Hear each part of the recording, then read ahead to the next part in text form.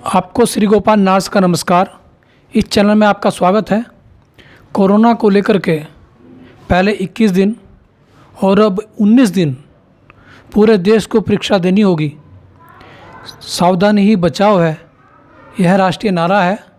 और जो कोरोना से निपटने के लिए चाहे स्वास्थ्य विभाग हो, पुलिस विभाग हो और अन्य चाहे मीडिया हो, जिस तरह से अपनी जान हथेली पर रख कर के काम कर रहे हैं, उनको भी पूरा देश नमन कर रहा है।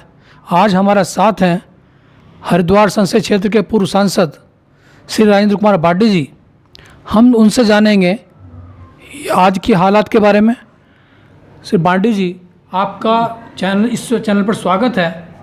और मैं पूछना चाहूँगा कि पहले 21 दिन का लॉकडाउन हुआ, देश की जनता ने देश का साथ दिया। अब 19 दिन की और परीक्षा है, इसे किस रूप में देखते हैं आप?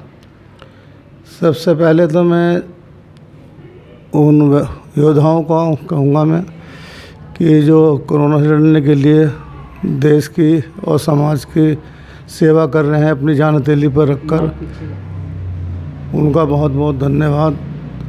और ये है जो आज कोरोना से लड़ने के लिए पूरा देश एकजुट है और जो भी और प्रधानमंत्री जी के साथ है।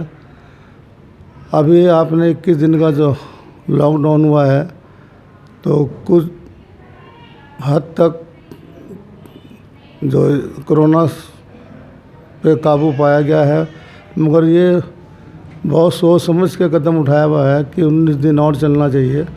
तो इससे कि 19 दिन के अंदर और इसी तरह जो सख्ती से ये जो लॉकडाउन चल रहा है, जिससे चलता रहता है, हो सकता है कि 3 मई के बाद काफ़ी फ़र्क पड़ जाए और काफ़ी छूट मिले। क्योंकि कहीं ना कहीं कोई ना कोई पॉजिटिव मिल जाता है तो उससे वही खतरा लगता है कि और ना बढ़ जाए।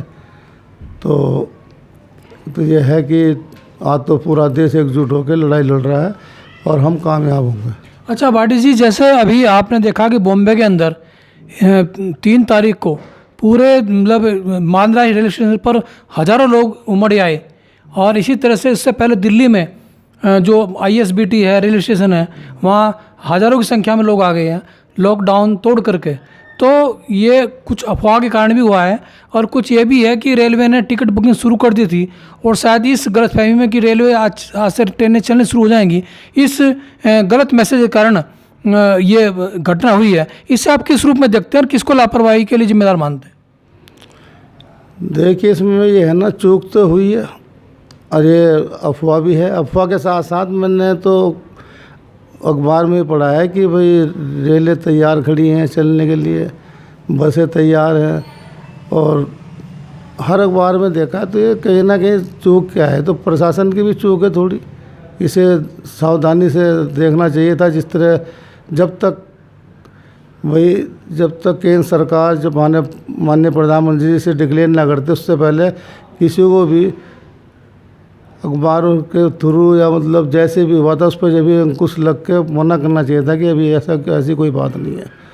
तो ये थोड़ा लापरवाही का, इस पर तो विशेष ध्यान रखना चाहिए। वैसे तो 5-6 आदमी नहीं खड़े होते हैं, 20-20, 25,000, 50,000 आदमी इकट्ठे हो गए एकदम से। कोई एक दिन की बात में थोड़ा ना कि एक ही दिन में इकट्ठे हो गए होंगे।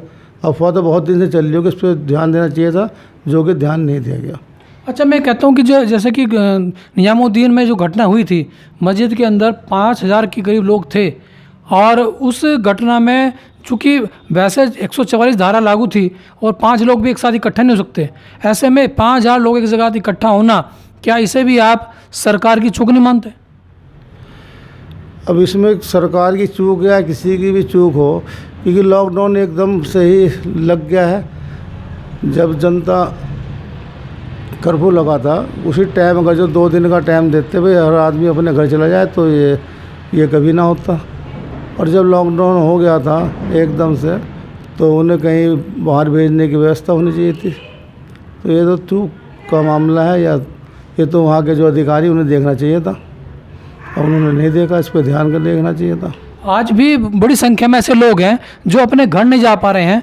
ब्रह्मा कुमारी संस्थान माउंट आबू में 2078 लोग जो 3 राज्यों के हैं वो पिछले 1 माह से वहाँ पर हैं, जो पर्यटक थे वो तुरंत लॉकडाउन हुआ और वो वहीं रुक गए, उनके साथ बच्चे भी हैं, परिवार भी है, लेकिन वो नहीं जा पा रहे हैं। इसी तरह से बहुत सारी ऐसी जगह हैं, चाहे वो उत्तराखंड के लोग हों, चाहे वो अन्य राज्यों के लोग हों, कि जो अपने घर नहीं लौट पा रहे हैं। ये एक बड़ी महत्वपूर्ण स्थिति है कि इसमें लोग एक मन के अंदर जो उनके असंतोष है, और बहुत से लोग डिप्रेशन का शिकार हो गए हैं। तो इसका निदान क्या हो सकता है? मैं तो इसके लिए यही कहूँगा, माननीय प्रधानमंत्री से आग्रह करूँगा कि इस ओर ध्यान देकर, और उन्हें सबको, ये नहीं पूरे राज्य हिंदुस्तान में ही लोग कहीं ना कहीं, जैसे हरिद्वार में काफ़ी लोग हैं, हर जगह लोग हैं, दिल्ली में बहुत हैं, महाराष्ट्र में जैसे निकल गए हैं, तो इनकी चाहे 1 या 2 दिन की इस तरह की व्यवस्था की जाए और उनके लिए पहुंचाने की व्यवस्था की जाए, और उन्हें अपने घर पहुंचा दिया, तो इससे भी बहुत फ़र्क पड़ेगा। क्योंकि लोग अभी तो कह रहे हैं कि भाई 5 आदमी ना हो, और हो सकता है कमरों में, दिल्ली में जैसे एक एक बिल्डिंग में 50-50, 100-100 व्यक्ति पड़े रहते हैं जो मजदूर आए हुए हैं। क्योंकि आपने देखा अग्निकांड हुआ था उसमें कि बिल्डिंग में आग लगी थी, तो कितने लोग मारे गए थे और कितने घायल हुए थे। इन बातों पे भी देखना चाहिए, और वहाँ के जो अधिकारी हैं, माननीय प्रधानमंत्री जी, वहाँ के अधिकारी जो भी हैं, वहाँ के मुख्यमंत्री हैं, उन्हें इस और ध्यान देना चाहिए और सर्वे करके उन्हें घर पे पहुँचाने की व्यवस्था करनी चाहिए। अच्छा, एक आखिरी सवाल पूछना चाहूँगा कि अभी सरकार ने एक डेटा जारी किया है कि देश के 116 देशों में, 116 जनपदों में ये अति जब कहना प्रभावी क्षेत्र माने गए हैं कोरोना की दृष्टि से, जिसमें उत्तराखंड का देहरादून जिला भी शामिल है। तो क्या आप नहीं मानते कि उन 116 जो जनपद हैं उनमें लॉकडाउन की सख्ती हो और बाकी जगह जो है वो थोड़ा ढील दी जाए, ताकि लोग, किसान जो फसल उनकी कट जाए, मजदूरों को मजदूरी मिल सके, और जो छोटे व्यापारी हैं या जो दैनिक मजदूर हैं उनके घरों का चूल्हा जल सके?